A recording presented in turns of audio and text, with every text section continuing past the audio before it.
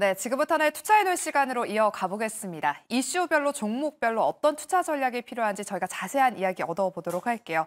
오늘 함께할 두 분은요. ISS의 김태성 본부장, SB인베스트의 이주호 본부장 두 분과 함께합니다. 어서 오세요. 네, 안녕하세요. 네, 먼저 반도체 sek터 이야기부터 나눠보겠습니다. 오늘 코스피 지수가 코스닥에 비해서 상대적으로 상승 탄력이 조금 더 약한 건 아무래도 삼성전자와 SK하이닉스의 주가 때문이지 않을까 싶습니다. 이 지금 반도체 대장주가 다 약보합권에서 움직이고 있는데요. 마이크론이 약 9조 원의 반도체 보조금 지급을 받았다는 소식을 전했지만 삼성전자와 SK하이닉스는 아직까지 최종 계약은 체결되지 않고 있습니다. 김태성 본부장님. 네. 그래서 그런지 지금 양대 지수 모두 빨간불 켜고 있음에도 불구하고 지금 반도체 대장주는 약보합권에서 움직이고 있어요. 이 보조금 소식 조금 더 기다려야 되는 걸까요? 일단은 더 기다리는 수밖에 없는 건 맞는 것 같습니다. 그리고 이제 삼성전자, SK하이닉스가 사실 오늘 지수 대비해서 그렇게까지 좀 강한 불을 켜지 못한 건 해당 이슈도 있겠지만 환율에 대한 압박이 여전히 해결되지 못한 상황에서 이제 외국인의 수급이 좀 끊겼다라고 좀 보시면 될 것 같아요. 외국인의 수급이 끊긴 상태에서 지금 우리나라 증시는 그러면 결국 기관 투자자분들의 수급을 가지고 순환매가 돌아가고 있는 상황인데 기관 투자자들의 매수세조차도 지금 강하지 못한 상황인 것 같습니다. 그러니 삼성전자와 SK하이닉스 시가총액이 굉장히 큰 종목을 집중적으로 이제 컨택을 하기보다는 그 외에 오히려 지금 소부장 쪽이라든지 조금은 작은 소테마 종목군들이 더 강한 모습을 보이고 있는 그 이유가 아닐까라는 생각이 들어서요.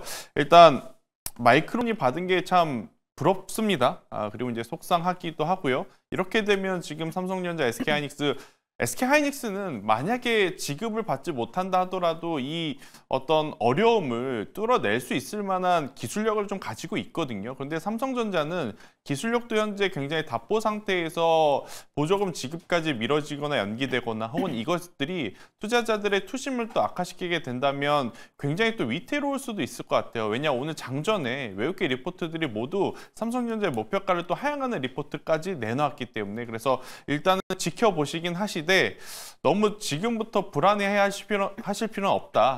여기서 설마 더 빠지겠나라는 저도 개인적인 생각도 좀 있기 때문에 삼성전자는 만약 지금부터 어떤 이유를 들이밀든지 조정이 나오게 되면 그래도 천천히 사볼 수 있는 구간에 돌입하는 건 맞다는 의견 드리겠습니다. 네, 아무래도 지금 원달러 환율이 여전히 1,431원, 좀 높은 수준에 있다 보니까 외국인의 수급이 들어오기 쉽지 않은 상황이다. 환율 때문이다라고 짚어주셨습니다. 말씀해 주셨던 것처럼 반도체 대장주를 쉬어가고 있는데 오늘은 소부장 종목들이 그래도 좋은 흐름을 보이고 있습니다. 반도체 수출도 크게 증가했다는 게 확인이 됐고요. 특히 HBM 대표주로 꼽혔던 한미 반도체가 오늘 오랜만에 10% 넘는 급등세를 보이고 있습니다. 반면에 테크윙은 지금 13% 넘게 급락하고 있는데요. 이주호 본부장님.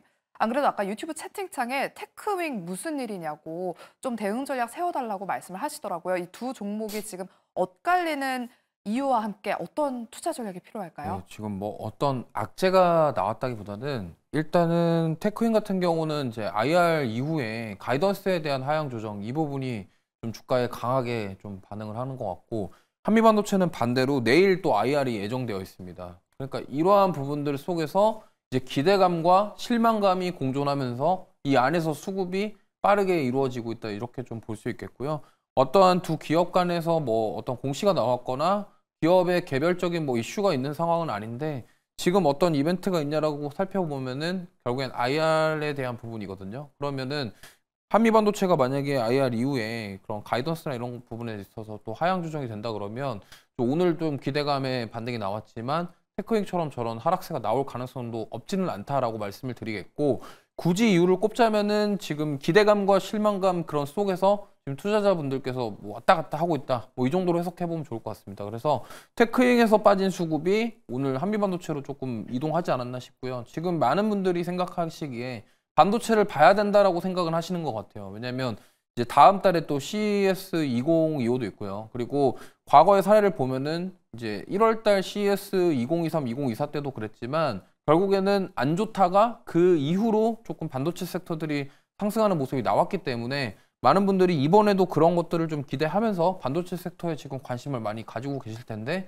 어쨌든 테크윈 같은 경우는 그러한 실망감에 대한 매물 그리고 한미반도체는 내일 그 해외 투자자 쪽과의 IR에 대한 기대감 이런 것들로 좀 교차하고 있다 이 정도로 해석해 보시면 좋을 것 같고요. 사실 가격적으로는 두 종목 모두 다 부담이 없는 상황이지만 그래도 지금 어떻게 보면은 접근하신다고 한다면 하락하는 쪽보다는 오히려 반등하고 상승하는 쪽에 힘을 실어주는 것이 더 좋겠다라는 말씀 드려보겠습니다.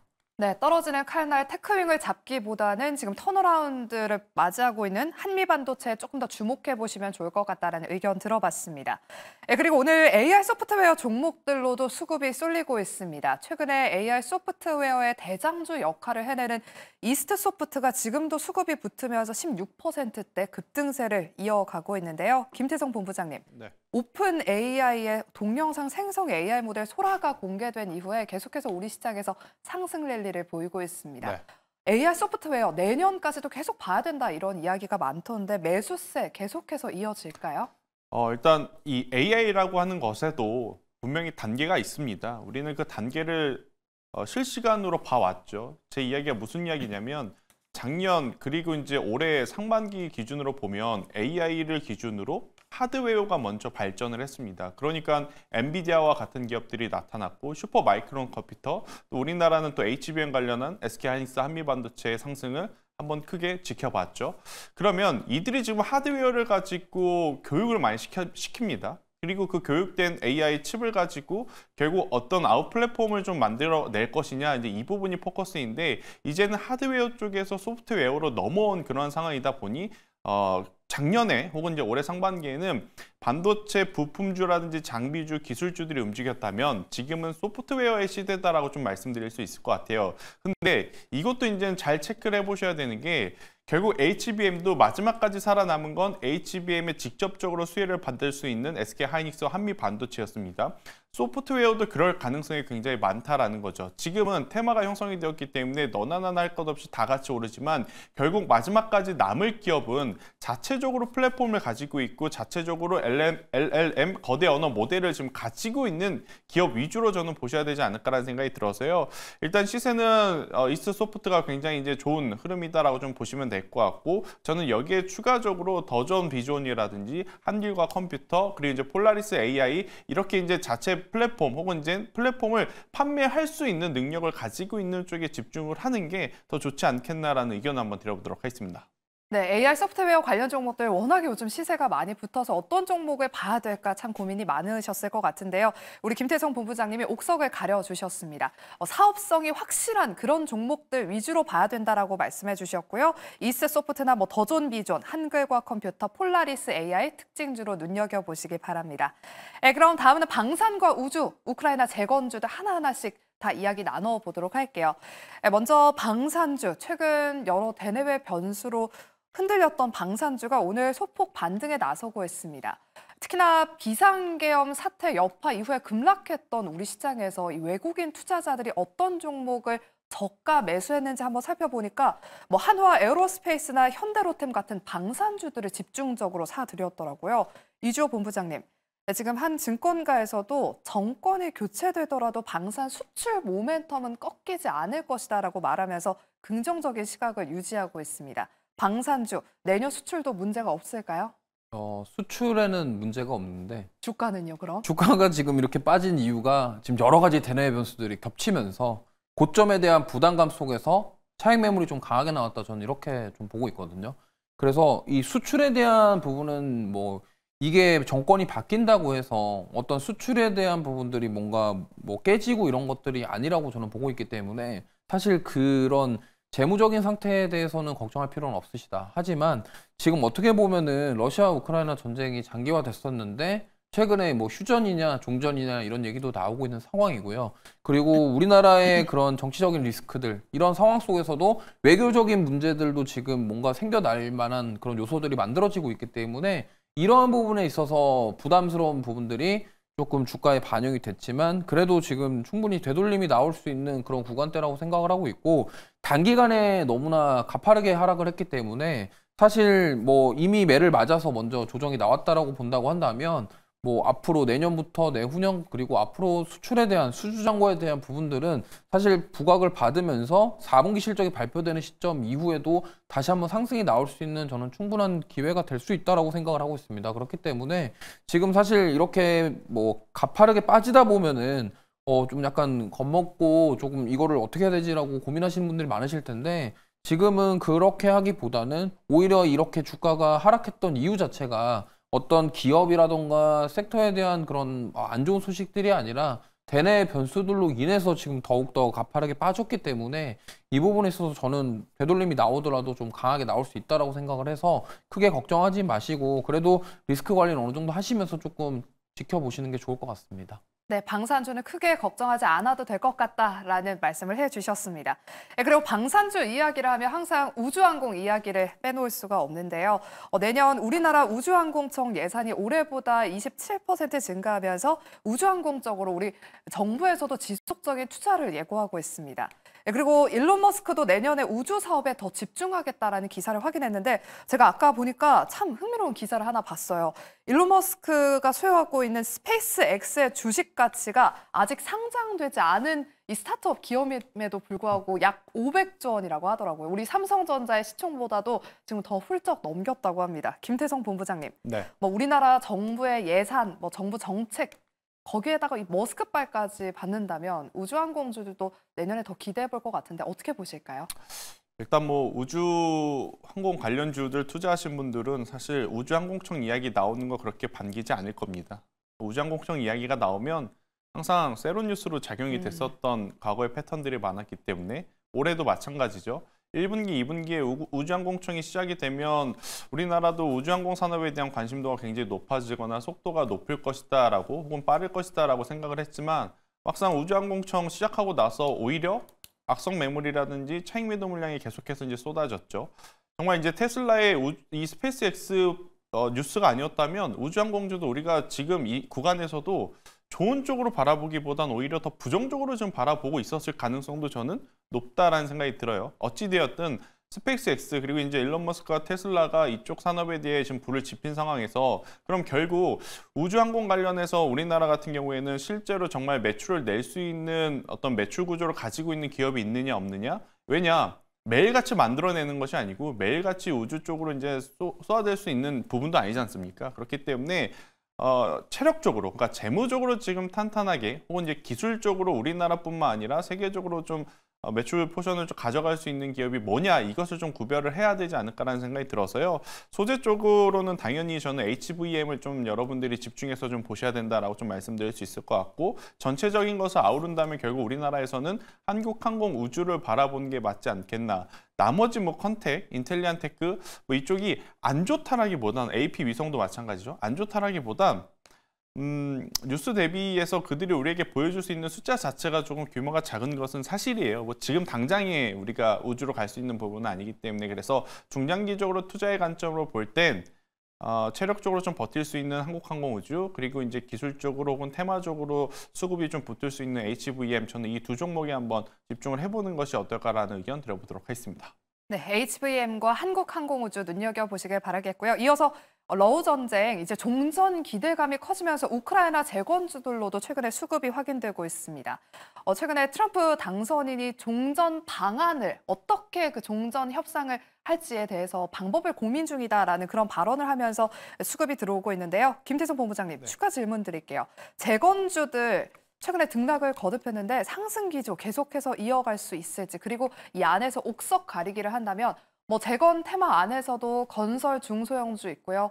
요즘에는 농기계주도 주목받고 있던데 네. 어떤 종목을 더 집중해서 봐야 될까요? 그러니까 현실적으로 보면 지금 중소형 건설사들이 많이 움직이는데 과연 그들이 종전 이후에 입찰에 성공할 수 있을까? 저는 조금은 어렵다라는 생각이 듭니다. 그러면 중소형 건설사를 빼고 가장 현실적인 부분이 무엇일까 생각을 해보면 우크라이나는 곡창지대이기 때문에 우리나라 건설 기계를 좀 놓고 생각을 해보면 HD 현대건설, HD 현대인프라코 이쪽도 물론 좋지만 저는 TYM이라든지 대동기어 같은 기업들이 오히려 조금 더 상승 탄력을 붙여줄 가능성이 높지 않겠나라는 생각이 들어서 중소형 건설 기업들 같은 경우에는 공교롭게도 인맥 혹은 정치 테마주로 엮여 있는 종목들이 굉장히 많더라고요. 그래서 재건 뉴스로 그쪽을 바라보기보다는 재건 뉴스만을 생각을 한다면 농기계 쪽을 저는 바라보시는 게 맞을 것 같고요. 그리고 이제 우리나라 기업들 중에 그래도 강점을 가지고 있는 산업이 모듈러 주택 산업인 것 같습니다. 그래서 이제 모듈러 주택 산업과 관련된 종목군들이 오히려 재건 쪽에서는 더 좋지 않겠는가라는 의견을 한번 드려보도록 하겠습니다. 네, 그러면 이어서 조선주에 대한 이야기로 넘어가 보도록 할게요. 최근 국내 조선업계가 선박수주 점유율 회복세를 이어가고 있다는 지표가 나오면서 오늘 조선주들이 강한 흐름을 보이고 있습니다. 특히 에이스 현대그룹주들 정말 강한 시세 뿜고 있고요. 이 밖에 다른 조선주들도 오늘 강한 상승 탄력 보이고 있습니다. 이주호 본부장님, 최근 시장이 급락했을 때도 조선주들은 굉장히 잘 버텨줬어요. 조선주 지금 담아보기에는 조금 늦었을까요? 저는 지금도 늦지 않았다라고 생각을 하고 있고요. 다만 이제 짧은 기간 동안 조금 가파르게 오른 부분이 있기 때문에 회복 속도 자체가 굉장히 빨랐다라는 점에 있어서 살짝 부담이 될 수는 있겠지만 좀 부담스럽다고 하시면은 지금 뭐 조정 시 매수 관점으로 접근하셔도 되겠지만 지금 이게 조정이 나올 시간이 줄지를 모르겠습니다. 지금 왜냐면 힘이 너무나 좋기 때문에 지금 이런 상황에서 만약에 여기서 더 치고 올라가면은 좀 기회를 안 주고 추가 상승이 나올 가능성도 있기 때문에 좀 보시면 좋겠고요.